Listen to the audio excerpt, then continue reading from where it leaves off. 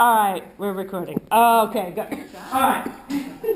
Thank you, everybody, for your indulgence. Okay, so listen. So I'm talking about what agents look for. Agents, platforms, and self-publishing in the electronic age. And this is important because even if we don't seek an agent, doing the exercises that you would do to obtain an agent is going to make you have a better book. Okay, so it's going to make you be more specific about what your goals are related to your book, about what your book is actually about, and your marketability. Why would anyone want to buy your book? Who is your audience? Those kind of questions, right? So many factors go into an agent's decision of whether or not to sign a new client. It starts with the initial query, and we've all heard about query, or basically proposal letters, which must be dazzling. And it proceeds into the quality and marketability of the material and the author's awareness of the market. What goes through an agent's mind? First and foremost, the agent is going to say, can I sell this? And that's hard for writers because a lot of us say, of course, I am a wonderful writer. My writing is dazzling, and everyone would love to buy my book. Well, not necessarily. We have to be more specific than that, right? So if you wrote a memoir like I did, and you're not Angelina Jolie, then really, who is going to buy your book? Who? And I decided avid readers, book club, and probably women, book clubs and women. I mean, that was going to be my biggest draw. A few men have read my book that are friends of mine or friends of my husband, and they've enjoyed it too. So it's not totally a gender thing, but trying to find who is this book for. Because that's going to be very important to an agent. All right, things agents and editors look for in a marketable novel or memoir. An exciting beginning story in 3 acts. That's kind of a formula, okay? And, of course, it's beginning, middle, and end, where you don't lose the reader at any step in that progression. Excuse me. Yes, you said an act, you sound like you're doing a play. An ad? Did I Act. say? Act. Oh, right, act. Well, and even with a memoir, which is nonfiction, you have to think somewhat in terms of fiction, or even showing and not telling. You'll hear that a lot, showing and not telling, because the more visual you can be, the better people are going to grasp what you're trying to say. So I might be able to explain that better as we move along. Okay. You know what I mean? Sorry. Okay. The agent is going to wonder, has the author mastered the craft of writing? Does he or she have an engaging voice, a relatable or interesting character? And in my own version of, an interesting character, I say, would you friend this character on Facebook? You know what I mean? Are they going to make your cutoff? Are you going to friend them, right? Because my dad used to say when he was interviewing people for corporate business, his criterion, with all things being equal, was, would he like to have a drink with that person? When all is said and done, right? And so that's it. Your character, you can purposely make them evil or, mean and nasty or whatever, but in some way, is there something interesting enough about your character that you would want to be friends with this person or have them in your world, right? So, and it's hard when you're writing a memoir to think of yourself as a character, but you are. And people advised me, one in particular, published author who had 2 memoirs, he said, you need a nemesis. And it would have been very convenient to have a nemesis because then, of course, you play off that person and whatever I do, she does better, or that kind of thing. But in real life, I did not, have a nemesis. And so, obviously, I didn't create one to make my book better. That's, not how a memoir works. But you see the point. So much the better if there was somebody who created conflict in your life, because that's one of the things that makes your book interesting, is conflict, right? So if you don't have a nemesis, what other things created conflict in your life? Because obviously you're going to have to overcome. Welcome. Come on in. Hi there, how are you? So let's see, F agency. Oh, the next thing that they look for is an intriguing plot. And again, even if you're writing nonfiction, you're going to have to make people keep reading, okay? So you have to think in terms of plot, and I think I talked a little bit about plot further too. Okay, now this is interesting. It says, at agencies, it's often found that even the best writers may not be able to sustain a memorable plot. And the plot is the organization of scenes that define a novel. Now, interestingly enough, I actually helped a writer who lives locally, who was an amazing poetic author, amazing. And he would describe these characters set in the rural South. And I would be so engrossed by these characters. And I'd be 5 pages into it, and still nothing had happened. And then he would give me the next chapter on another interesting character. And again, beautifully written, and I could see this person in my mind's eye, and nothing ever happened. Nothing ever happened.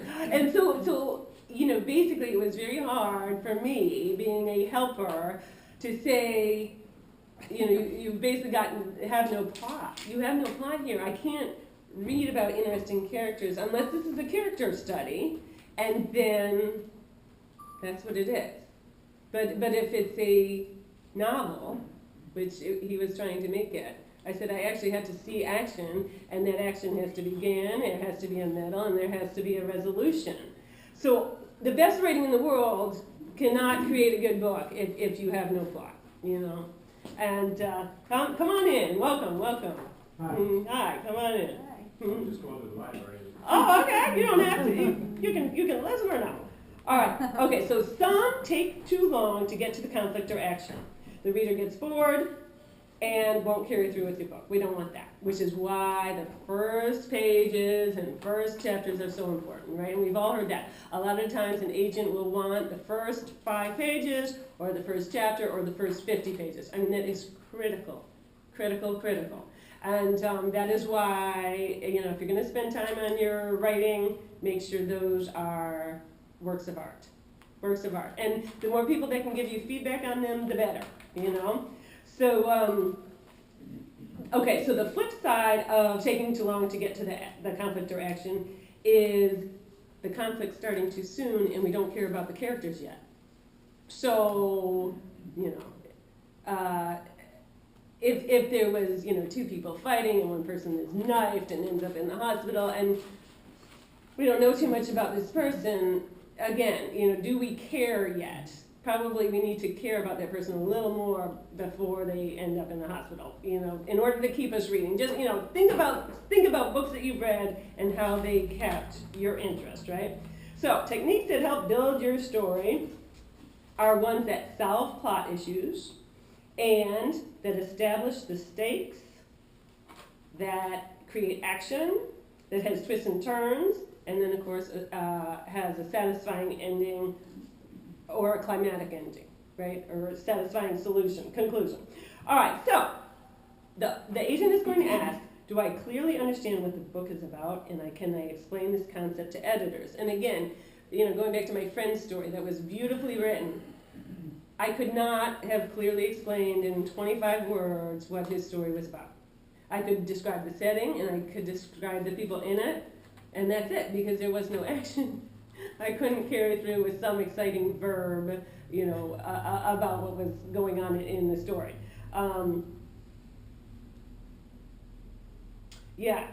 Does it fit a market? Where would it be shelved? At Barnes & Noble or some other? There's actually categories for this. The more as you get into it and you get your ISBN number and all that. And it's very, is it a coming of age story? Is it, there's Southern literature. Is it a memoir or autobiography? Is it, there's definite categories. And again, this should be very obvious where your book would fit in. If it doesn't easily fit into one of these categories, you may have more than one book in the book that you think you're writing. You know what I mean? So you may have to separate it. So in other words, if I wanted to make my life about me versus a nemesis, well then it's a novel. I could create the nemesis and it could be good and you know what I mean? But it wasn't going to be a memoir still, right? Okay, so what else do I want to tell you? Now, another thing an agent looks for, and I found this very interesting and critical, is does this author have a future as a career client with multiple books or a series? Or is this a one-book wonder? And of course, some one-book wonders have been very successful, sold millions of copies, and really what more do they need to do, right? But so much the better if, like with my book, Know That I Have Lived, there is going to be a sequel, Know That I Have Loved, and there's even going to be a third, maybe if I get to it. But anyway, but when pitching agents, I was going to be able to tell them that, you know, as soon as this one, you know, hits the New York Times bestseller list, the second one would come out, right? And so, but they would like to know if they invest in you, when is your next book going to come out that they can also put out there? And you know these authors that spin out one a year. And you know the agents love them, the publishers love them, and because they keep making money.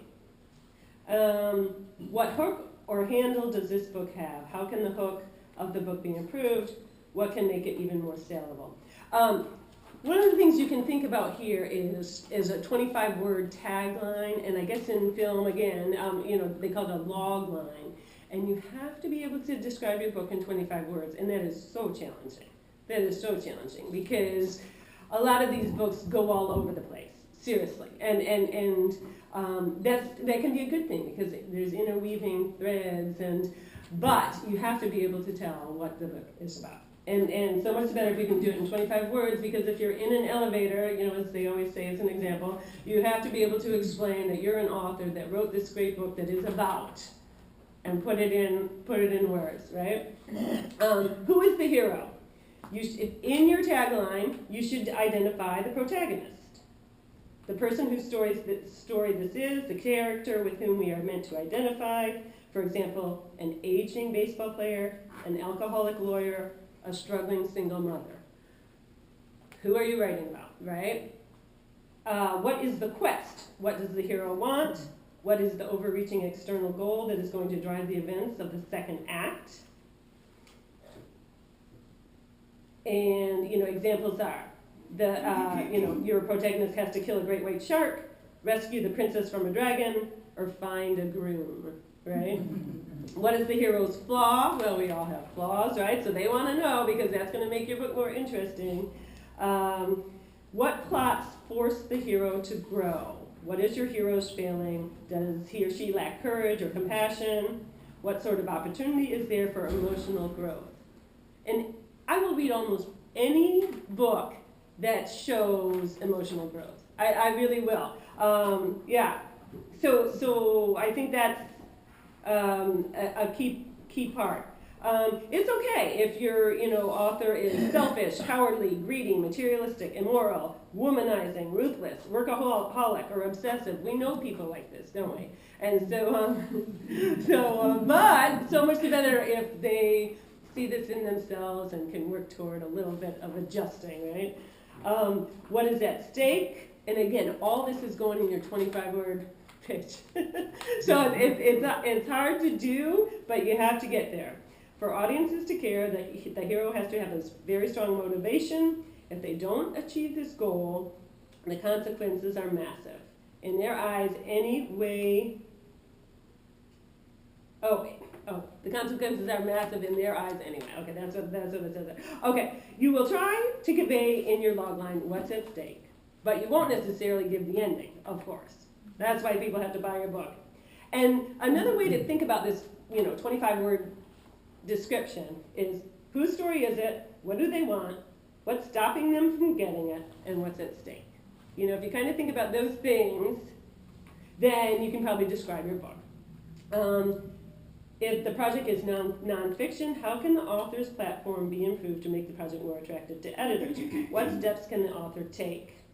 How much is it worth? Okay, so this, I get into my second topic, and good, because I'm looking at the watch here. So I'm not going to talk too much about platform, but the key part is it's your online presence or social media presence in a nutshell. And why is this important to an agent?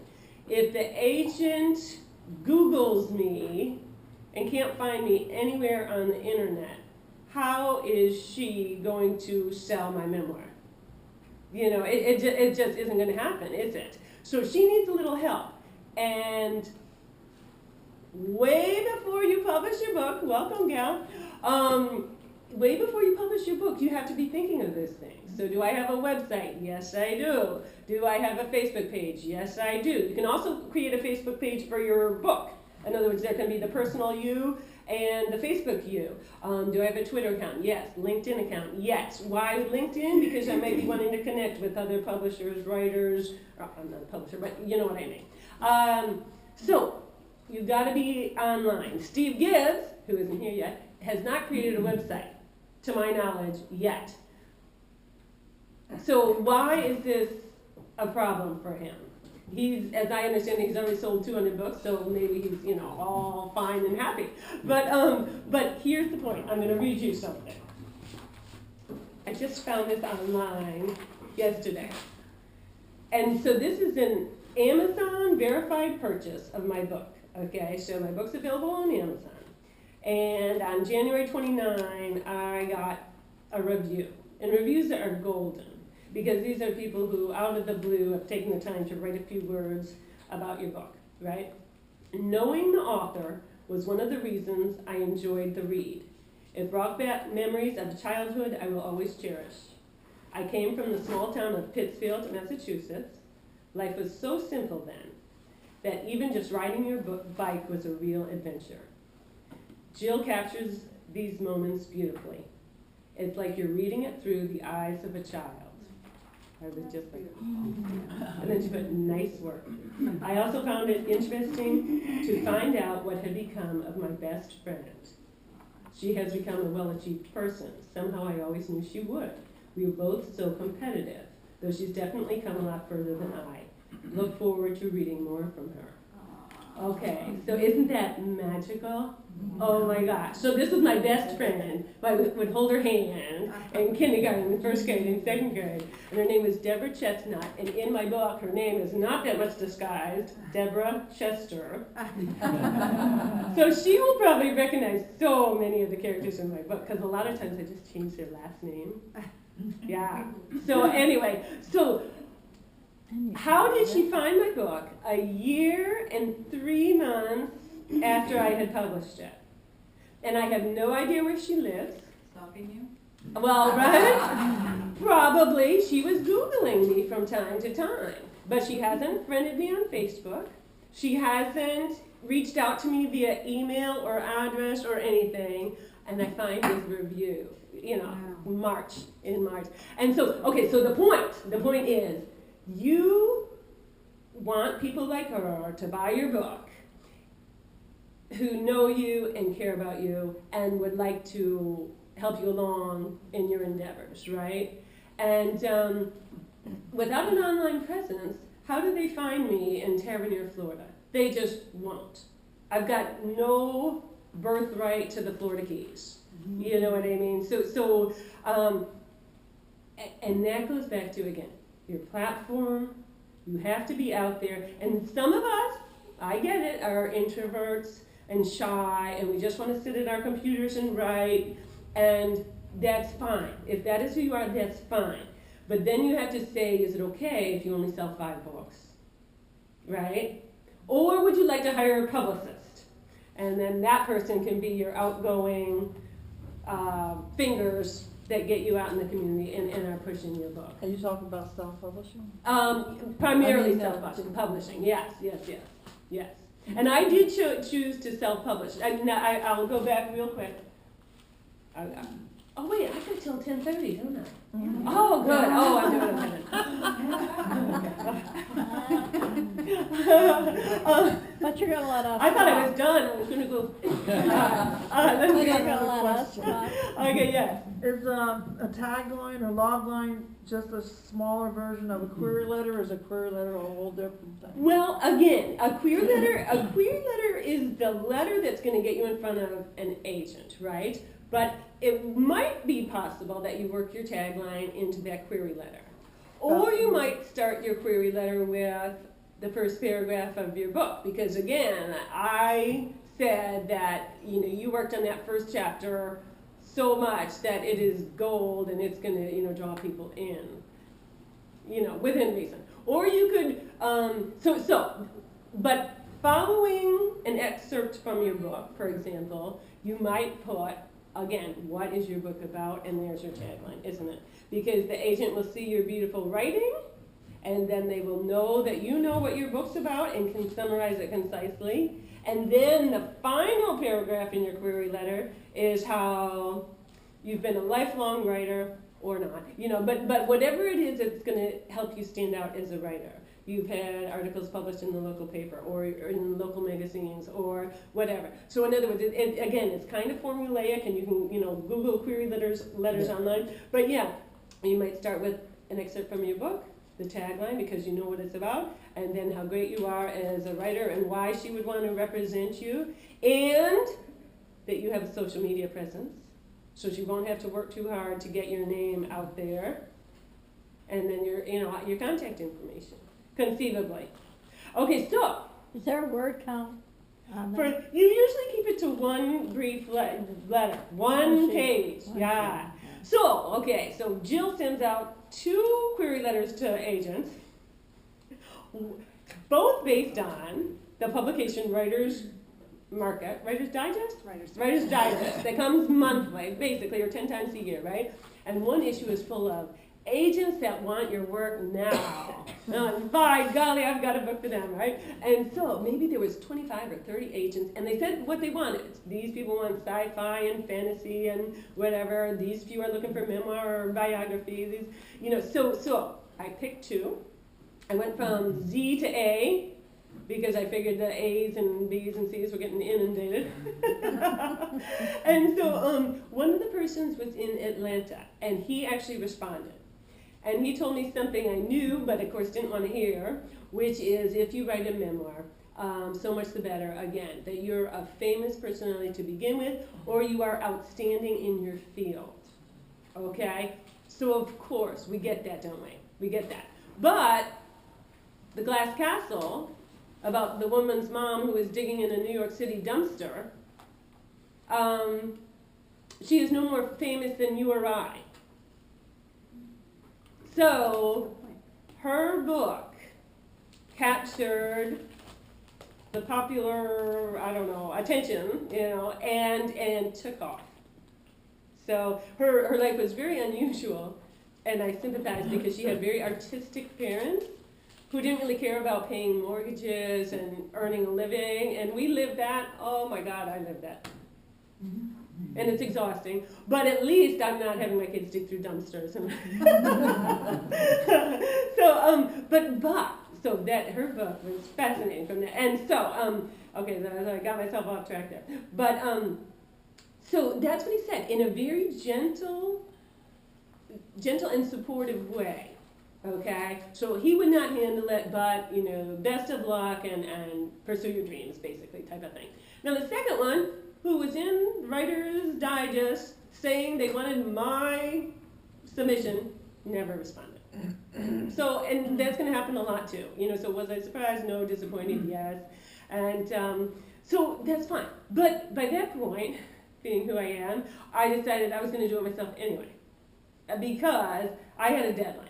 I wanted it out by Christmas 2013. It was October or whatever. A lot of times these agents take 2 months to reply. So you should be creating your website and your platform and all that while you're waiting for those replies. And by that point, I had already said, look, I can do this myself. I know what I want the book to look like. I know what I want on the cover. I know how I'm going to market it. I'm not shy, so I can get it out there to the best of my abilities. And and I was willing to do it myself. You know what I mean? But again, it's how much time and effort do you want to put into this? And I will tell you, and we'll hear from Steve later, once your book is out there, you go less from being a writer to more being marketing and pursuing book signings and radio interviews and television interviews. But you are amazing. I really want you to do that next year. I want you to speak about how you market. Okay, well, thank you. Amazing. Thank you. So, Well, and obviously I did something right to have Deborah Chestnut find me Right. somehow and buy my book. Go ahead. But if, like you said, you know, you're kind of shy, I like to write, Yeah. but I am really ignorant about the websites and the Facebook and the LinkedIn accounts. What do you do? I mean, if you get someone to publish your book for you, say that you have to pay them to publish your book, Right, right. do they do that stuff for you? Yes, you can choose among the packages, and they're more than happy to do that for you. Because some people have those talents, and then so much the better that you're pursuing your talent of writing, and they're doing what they do best, like creating websites and whatever. And of course, you can have a voice in that to the degree that you insist on that.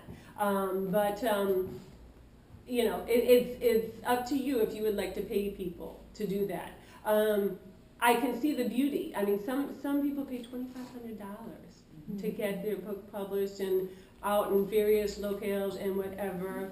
And for me, with my book being $10, I was like, okay, so I have to sell how many to make $2,500? You know, so it became one of these. And also, who are you doing it for? Who are you doing it for? Is it okay if you sell 100 copies? Is that okay with you? Or do you want it bigger than that? And what are you willing to pay for that? And you know, that's why they sometimes call it vanity publishing.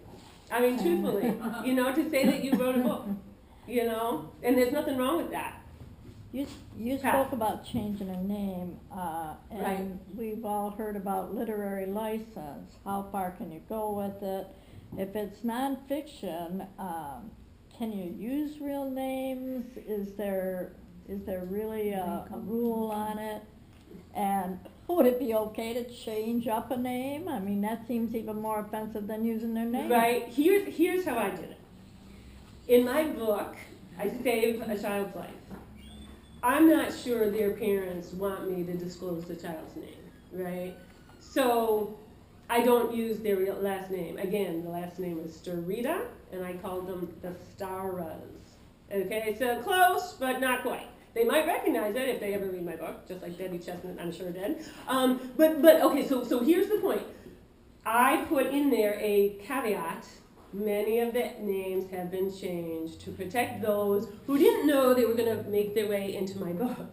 You know what I mean? Just because she nearly drowned doesn't mean that she was ready to be put in, you know, my book. And another example is my brother was shot at close range, right through the mouth with a BB gun. Obviously, that child, his friend, did not want to be in my book. But he's in there. He's in there, just not with his real name. But I will tell you the real names I did use. My parents have friends named the Hubertsons that now live in Boca, and Dad and Mr. Hubertson were at General Electric in Pittsfield, Massachusetts, and we would have Thanksgiving together. There are 7 kids, our 6 kids, and you can imagine. And we watched Don Knotts movies on film reels. And isn't that crazy? Their real name is in my book. So are the casters with whom I had my first kiss. Ooh, baby. But I didn't mention that. But I did. Oh, I think I did actually. But would they sue me over that? No. I mean, they really wouldn't. And they're, you know, the Hubertsons are good friends. So those real names I used. You know what I mean? And I'm not very paranoid. I really am not. I mean, on my website is my address and my email and my Facebook. And really, you're going to come and find me because of what exactly? I mean, I can't imagine going to jail over, you know, my book, or because you're such a fan, you want to stalk me.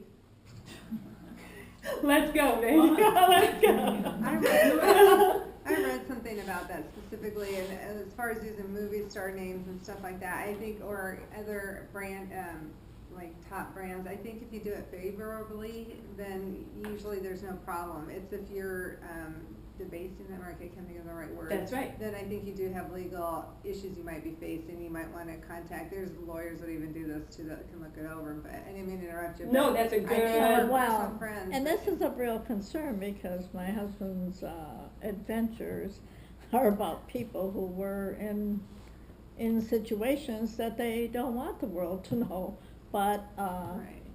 And I would say, I mean, you know, your intuition guides you. Yeah. And if you think that they would be uncomfortable, by all means, change their names. You can change them completely, or like I did, In nonfiction. nonfiction. yes. Nonfiction, Yeah. and now Nonfiction. you're putting fiction in nonfiction. Right, but, you know, because of our legal system, you have to. But definitely, you know, you'll have that caveat, you know, some names have been changed to protect the guilty, you know, whatever. And how do you find out if a title has been used for a book? Google, Google again, that is a great, thank you for bringing that up. Thank you for bringing that up. How do you find out if a title has been used? You will be so disappointed if you name your book something and you don't Google it and there are 3 other books by the same name. Yeah. Because again, a lot of people would like to read your book and they go online and there's 3 of them and they're like, oh God, I can't do this right now, I can't deal. Well, you don't want that. You know, you want them to find your book. Again, I Googled Know That I Have Lived. There were certain expressions that maybe incorporated some of those words or close to those words, but not those words, and so it was all mine, right? It really was all mine. Now, the way I wanted to incorporate it is, and I say this kind of in the preface or prologue of my book, I say, you know, in the end, since I was older when I had children, my kids are too young to care about what mom was like as a little girl, what she wanted to achieve, and so in the end, I want them to know that I have lived. Okay? So, I know, right? Thinking of my kids and all that. So, but also it works for my next title. So my next title is based on meeting my husband in the blind date at the Dead Animal Bar. First chapter is Meet Me at the Dead Animal. And so again, people will be like, okay, really? A dead animal? You know, what's that about? Well, of course, then us Keys people know that it's a bar named the Safari Lounge, and it has an elephant leg table, and it has naked tribesmen on the wall, and it has dead animal heads. We'll have to go there. Yeah, where is it? So that's at Mount Market 74. Yes, Yeah, Jennifer. we always call it that, and one person heard me say it, and they said, "You mean there's a pet cemetery around here?" And never have I heard anybody think that. I'm like, well, that makes sense. It does make sense. So you see? So yeah. So people will be curious and they'll bring their own thoughts to it. But whatever makes them pick up your book, sorry. Whatever makes them spend their $10. So then And does copyright apply once you have that You know- title, it's yours forever? I think, no, I'm not exactly perfect on copyright because again, it's something that I can't worry my head about. If somebody would like to write a second Know That I Have Lived, fly and be free, you know what I mean? But it's a little bit out there in terms of title. I mean, I admit that, you know what I mean? Maybe it's a little wordy, maybe it's, you know what I mean? So I didn't copyright it per se, but just the fact that it has its own individual have to ISBN, copyright exactly, it, yeah, it may whatever come you- along with it. It may come along with it, or, yeah. Yes, Ellen. I was going to say that my book is called Simply Irresistible. Right, Well, right. you know, there's a song called Simply Irresistible. Oh, that's And right. also, if you go on Amazon, there's several like teen books called Simply Irresistible. So it's really a good idea to, and my agent named it, not me. So I had no say. So, you know, when I saw that, I was like, nobody's going to find this unless they remember my name too. And, you know, so it is a good idea to. And her name is Ellen T. as in Tom White, White. and I pointed out to you because you should buy her book. But also, but here's the point. Here's the point. She's written a book, Simply Irresistible, which other things are named the same thing, and she has a name that's it's not a Borski, Yeah, it's not original. It doesn't have right? original Ellen quality White. at all. So I mean, that's part of what you have to think about. Oh, beyond that, there's a portrait on the cover. That same year, 2 other books came out with the same cover. Oh. So, but in Oh, the end, it so didn't check really the matter. illustration Okay, too, so maybe, check the huh? illustrations too. Yeah, but a lot of times that's in the publisher's hands, so you just get what you get. Right? That's the good thing about self-publishing. Exactly. Self-publishing, The you other get, thing again, you is, get to control couldn't that. you get more by people Googling, something like the song? It's like, wouldn't that trigger your book too? I mean, it could be like a double-edged sword. Good. And when I did Good. interviews, they always played that song, which made the How title more nice is that? memorable. That's See? true. So there's, could be good, yeah. It's a What was hard Patty call. gonna say back there? Ready, Set, Wait, as my title had been used, Oh, it had. and the editor added the little blurb underneath, what wild animals do to prepare for a hurricane, so that it's really not the title, but Yeah. it's shown every time the title is shown, so it made it different than the other Ready, Set, Wait. The other thing she did was put the colons between set and wait. Most Okay. of them were just like ready, set, wait. She put ready, set, ... wait. And again, it set it off, Exactly. so even though the words were the same. That's a good point. So either, what do they call that? Subtitle. Either subtitle Yeah, to make yours stand out, or, yeah. Now, we already are on our question and answer time. Oh, I want to point out one thing. I told you part of my poster was that I would point out self-publishing options, and so there are so many out there. Again, just Google self-publishing options. I used Amazon.com. They have a software program, Create Space. I found it relatively easy to use. And I come from a Microsoft Word type of use versus Apple, but I think for Apple it's basically, they have an Apple version of CreateSpace.com. I put on there Kindle Direct Publishing because I think that's particularly for ebooks, etc. So you would go to Amazon.com and set up your account as an author, and then it guides you through the process. And in fact, before you publish, it says, your photos aren't the right DPI, and do you want to fix this? Well, because I was doing it for the first time, a lot of my childhood photos, I scanned at 200 DPI, and it should be a minimum of 300. Well, guess what? They were at Mom and Dad's house. 5 photos at 200 DPI were still going in my book. I was not going to go back and rescan. I mean, I was done with that. Done. So anyway, but so those are the kinds of things you learn, okay? Smashwords.com is what I helped somebody use to publish a short story. And what is great, hi Steve Gibbs, our next, look at him with his Hollywood glasses. But Smashwords.com is a great option, especially if we're not too internet savvy, because I'll tell you what Smashwords does. So I have firsthand experience with this too. Somebody was publishing a 15,000 word, maybe it was 10 or 12,000 words. Anyway, a short story basically. And it was a great short story, again, set in the rural South. That program uploads your book for every platform, whether somebody's reading it on an iPad, an iPhone, I don't even know all the things out there. You know what I mean? And they publish it in EPUB and Mobi and all these programs simultaneously with one upload. And again, so Jill figures she doesn't need that because Jill is going to go to Barnes & Noble and upload it herself to Barnes & Noble, and then I'll upload it to all these other things, and here we are a year and 3 months later.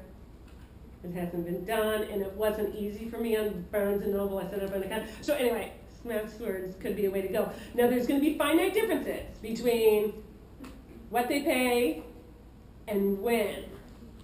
And Smashwords, I want to say, gives you 85% of gross. So double check that. You know what I mean?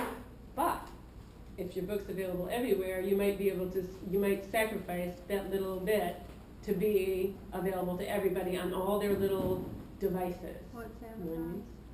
What is it? What's Amazon's? Amazon, you know what, I forget, but it's high. Because I did Book Baby, and I don't remember how much Book Baby. Book Baby. Okay, so Jana has first-hand experience with Book Baby, and you may want to ask her. Yeah. But see, and we You don't forget remember. these little details, like Sorry. how much we're supposed to be paid and when and whatever. Yeah. But bookbaby.com has an awesome newsletter. I get more valuable information. So even go to bookbaby.com and just sign up for their newsletter, and it'll, Jerry. Jill, who determines the monetary value Public book. How's They it? rec- You set your own price, whether it's on Smashwords or Amazon or whatever. They might have guidelines and suggestions, but there again, it's up to the author, really. You know what I mean? For me, spending $20 for a book of an unknown is a lot of money. So I wasn't going to put mine at $20. You know, but it's up to you. If you think you can get away with $12.95 or $14.95, you know what I mean? You can It- change it within book and maybe you within a can year, change I it. think. I don't know after that what, I think you have to read, but they give you a year to change it free, I think, or, you know, without any additional cost. They can go in and adjust it within, but I think after that, you're screwed, you're lost. You're stuck with. And when we self-publish, a lot of times our what our book sells for is not on our books. There's like a bunch of zeros there or something, and so you can even change, you know, today's special type of thing because it's not on there that your book is $14.95 if you self-publish. At least I couldn't put it on there. Lulu.com is another one that I've heard people use, and I want to point out another one. LittlePondPublishing.com, Satellite Beach, Florida. There's a phone number. The reason I put this one up there is I know these people personally. If you want somebody who's relatively close to the Florida Keys that will help guide you through this and will be very hands-on, you might want to look, if not them, but for that type of publisher. Those people have, you know, published magazines, etc. They're a husband-wife team. Coastal Angler was the magazine that they launched and then sold. So this is their, you know, latest endeavor.